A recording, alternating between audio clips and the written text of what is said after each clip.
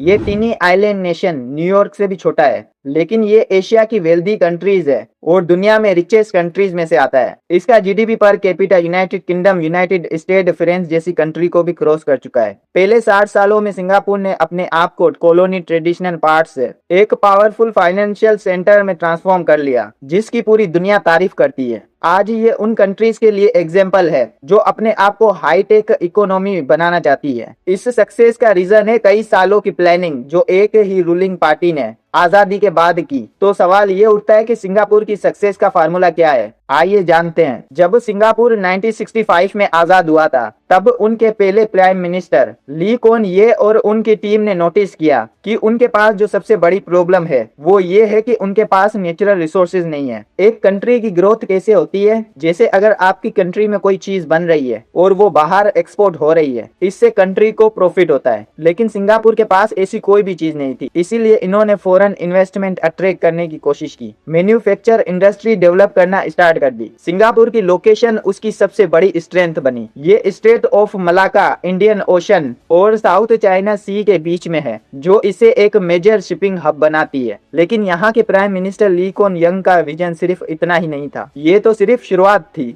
उन्होंने strong financial और legal system बनाए, क्लीन और स्टेबल गवर्नमेंट इंश्योर की, एफिशिएंट पब्लिक ट्रांसपोर्ट और world classes health care develop किए। फिर 1980s में उन्होंने फाइनेंस सेक्टर को डेवलप करना स्टार्ट किया, जो आज के दिन सिंगापुर की सबसे बड़ी इनकम सोर्स का जरिया है। यूनाइटेड स्टेट और यूनाइटेड किंगडम की तरह सिंगापुर ने भी अपनी फाइनेंशियल इंडस्ट्री को लिबरलाइज किया और रेगुलेशन को फ्लेक्सिबल बनाया। आज सिंगापुर में 7,000 से भी ज्यादा मल्टीनेशनल कंपनीज है। इसका बड़ा रीजन है लो टैक्स। कॉर्पोरेट टैक्स सिर्फ 17% और कुछ केसेस में 4% से 9% तक हो जाता है। ली के सक्सेसर गो चोक टोंग ने भी इस स्ट्रेटेजी को कंटिन्यू किया। सिंगापुर ने भी अपनी इकोनॉमी को नॉलेज बेस्ड बनाया, जहां क्रिएटिविटी और एंटरप्रेन्योरशिप पर भी फोकस किया गया। 2004 में ली हसिंग लोंग प्राइम मिनिस्टर बने। उन्होंने समझा कि सिर्फ बिजनेस अट्रैक्ट करना काफी नहीं है, सिंगापुर को भी अट्रैक्टिव बनाना है। इसीलिए सिंगापुर को भी डेस्टिनेशन बनाया गया। लैंड प्रोजेक्ट के थ्रू नए एरियाज बनाए गए, जहां ऑफिसेज, अपार्टमेंट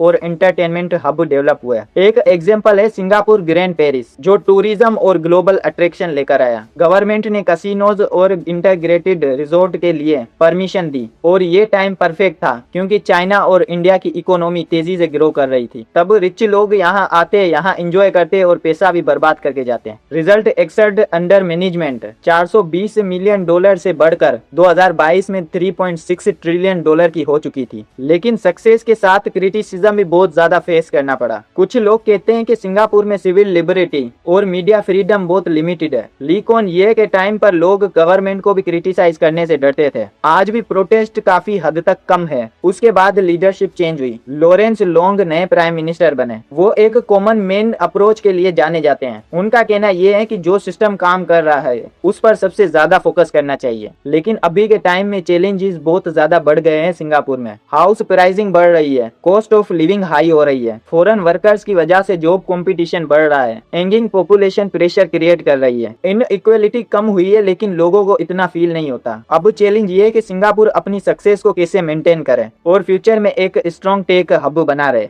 ये रिस्पॉन्सिबिलिटी अब लॉरेंस रोंग पर है कि ये छोटे नेशन की सक्सेस स्टोरी को आगे कैसे बढ़ाता है। बाय द वे, अगर आपको वीडियो पसंद आई हो तो सब्सक्राइब कर सकते हो ऐसी और वीडियो देखने के लिए।